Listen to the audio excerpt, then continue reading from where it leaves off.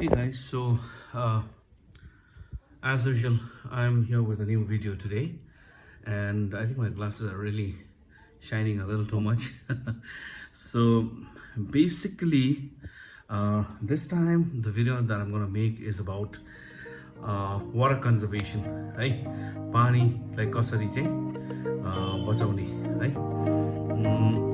हाम्रो संसारभरि नै हामीलाई थाहा छ पानीको कमीहरू दिनदिनै बढ्दै जाँदैछ है हिल्समा हेर्नुहोस् कति प्रब्लम छ पानीको है एन्ड अब त प्लेन्समा पनि धेरै साइडमा इभन ग्राउन्ड लेभल पानीहरू पनि सुक्न थाल्यो भन्ने कुराहरू सुन्छौँ है वी आर भेरी लकी जतिजनाको हाम्रोमा पानीको स्रोतहरू छ पानीको साधनहरू छ हामीमा है पानी हामीले पाइरहेको छौँ भन्यो भने I think we should be very consider ourselves very lucky किनभने अब यो चाहिँ सबैसँग हुँदैन बुझ्नु त कतिजनाले बिचरा कति टाढो टाढो गएर पानी थप्नुपर्छ है तर हामीले चाहिँ अब त्यो मेरो कल हो मेरो पानी हो जेसुकै होस् न तिमीलाई के हो भन्ने एटिच्युड छ है कलबाट वेस्टेज भइरहेको हामी केही सोच्दैनौँ अन्त टोइलेट अलिकति मैला भेट्यो भने भर्खर पानी बगाउने हाम्रो ह्याबिट छ है because we do not know the impact of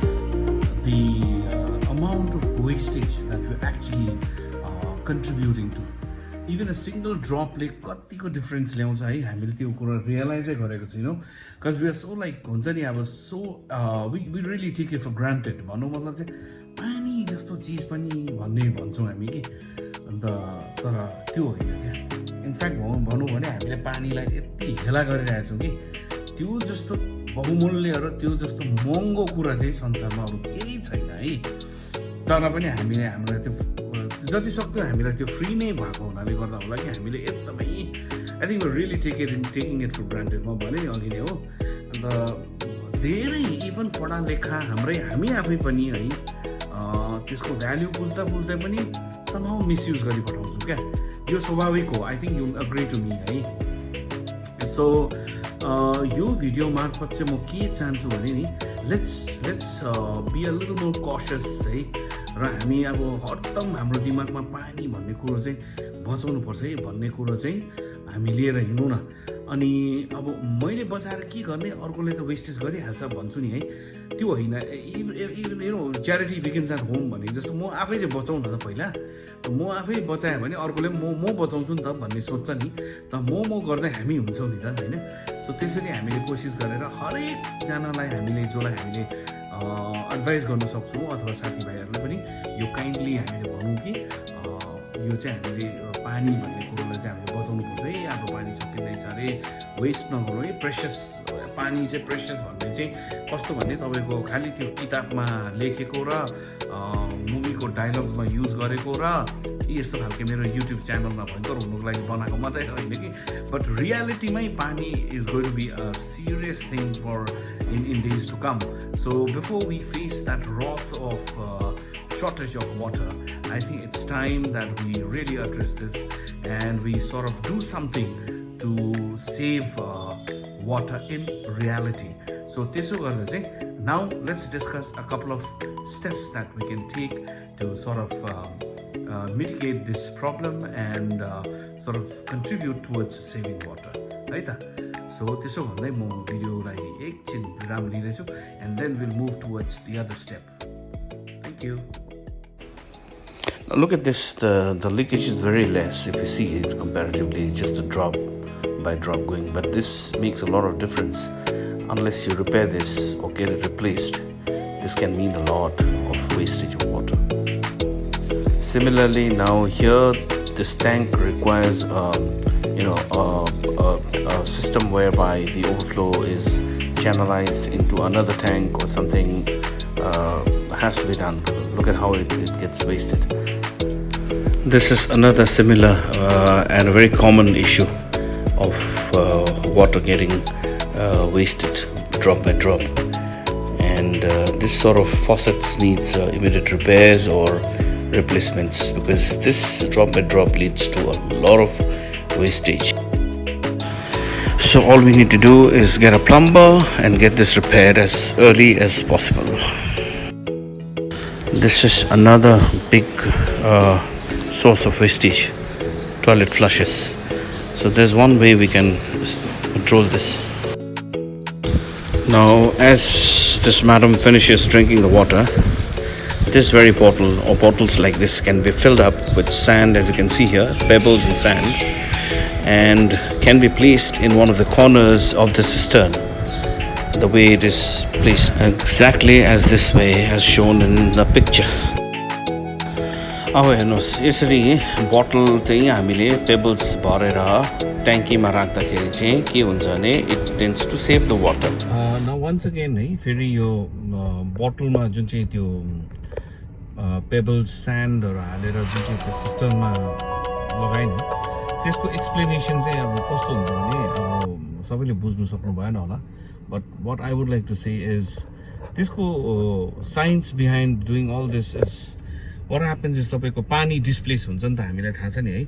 त्यो सिस्टममा जब हामी त्यो एउटा पेट बोतलमा जब हामी स्यान्ड या पेबल्सहरू फिल गरेर त्यहाँदेखि अलिकति पानी पनि हालेर जब त्यसलाई साइडमा राखिदिन्छौँ नि, the volume of water in the system grows up. क्या अलिकति माथि गइहाल्छ नि त होइन, इट गोज अप.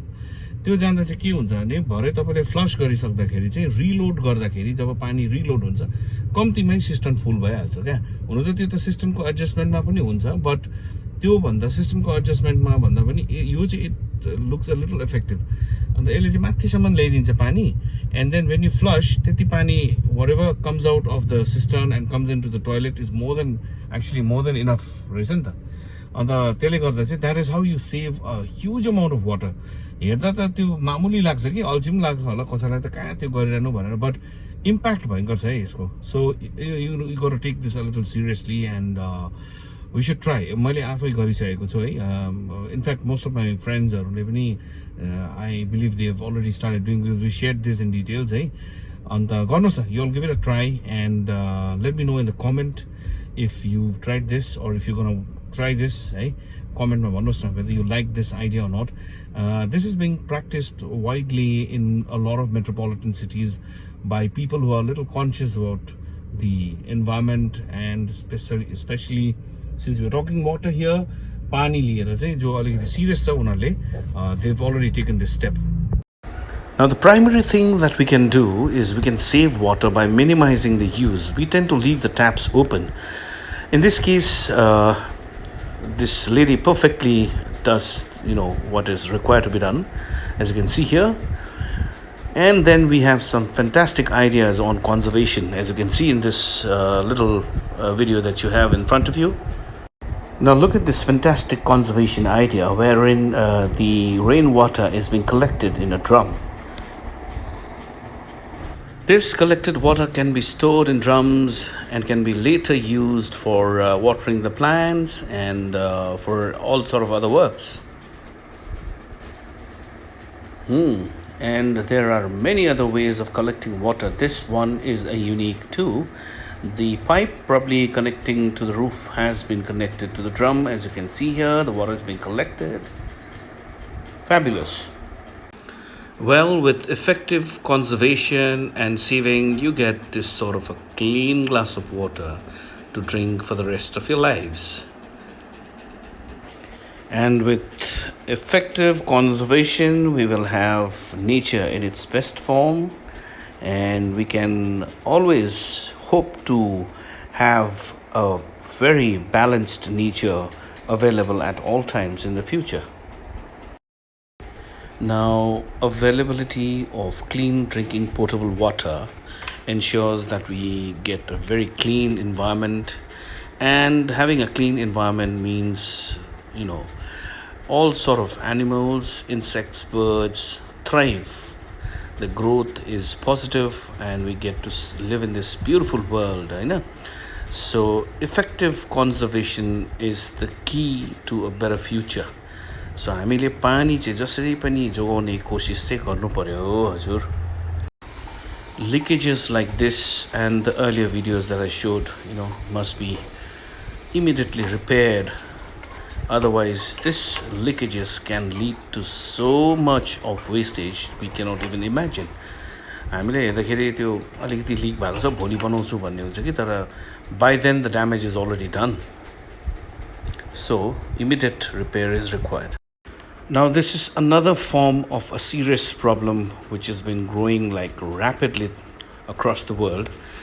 र अब हेर्नुहोस् न यस्तो प्रकारले यो अर्को समस्या फेरि अब हामीले पिउने पानी त जोगाउँदैछौँ नि होइन एट द सेम टाइम हाम्रो एउटा ह्याबिट छ मान्छेहरूको खोलामा है खोला नालामा मैला फ्याँक्ने यो मैला गएर यसरी एक्युमुलेट हुन्छ now look at this condition यति ब्युटिफुल सीमा पानी यस्तो मजाको पानी भएको ठाउँमा यस्तो प्रकारको वेस्टेजहरू फ्याँकिदिएको हुन्छ यसले त्यहाँ बस्ने जीव जन्तुहरूलाई कस्तो इफेक्ट गर्छ अब तपाईँले कल्पना पनि गर्नु सक्नुहुन्न you know the animals they get tied up यो चोक हुन्छ उनीहरूको मुखमा पस्छ है उनीहरूले खाइपठाउँछ मर्छ त्यहाँदेखि जति त्यो अननेचुरल डेथहरू हुन्छ त्यो त्यहाँको जीव जन्तुको त्यसले हाम्रो इकोलोजिकल डिसब्यालेन्स क्रिएट गर्छ त्यसले धेरै छ यस्तो प्रब्लमहरू त्यहाँदेखि चाहिँ के हुन्छ यी यस्तो किसिमको समस्याहरू फ्युचरमा आउनु सक्छ ड्रट ड्राइनेस जमिनहरू चर्केको हेर्नुहोस् त्यहाँ अब है यो त अझै के पनि होइन अलरेडी हाम्रो कतिवटा संसारको ठाउँहरू अलरेडी ड्राई अप भइसकेको छ अनि यस्तो प्रकारले यो सबै जग्गा खोला नालाहरू सुक्दै गएपछि यस्तो प्रकारको तपाईँको ड्राइनेस आउँदै आउँदै आउँदै जान्छ यो जति हरियोपनहरू देख्नु हुँदैछ त्यो सबै अब त्यो प्लान्टहरू मर्दै जाँदैछ अब and then what happens is it leads to this global warming thing which we all are aware of and गर्मी बढ्दै जान्छ गर्मी बढ्दै गएपछि माथिको हाम्रो ग्लेसियर्सहरू मेल्ट हुन थाल्छ यस्तो प्रकारले है अनि हेरिहाल्नुहोस् अब ग्लेसियरको यो साइज घट्दै घट्दै गइसक्यो कुनै समयमा एउटा यो वाटरफल हुने गर्थ्यो अहिले हेर्नुहोस् अब यो पानी सुकेर यो एउटा पहाड भएर बस्यो केही छैन यसमा यहाँ एउटा झरना थियो उहिले भन्छ है अब यो किसिमको प्रब्लमहरू हुन्छ है त therefore all we need to do now is to save ourselves from this kind of a situation, and for that all we need to do now is save water, minimize the use and stay positive. So the future is in our hands. भविष्य हाम्रो हातमै छ भविष्यमा पनि यस्तै प्रकारको वर्षा ऋतुको मजा लिनु छ एउटा मिठो इन्भाइरोमेन्टको मजा लिनु छ र आउने जेनेरेसनले पनि यो मजा लिनु सकोस् त्यसको लागि हामीले बचत गर्नु पर्यो पानीको र त्यति भन्दै भिडियोलाई अन्त गर्दैछु see you guys in my another video stay safe save water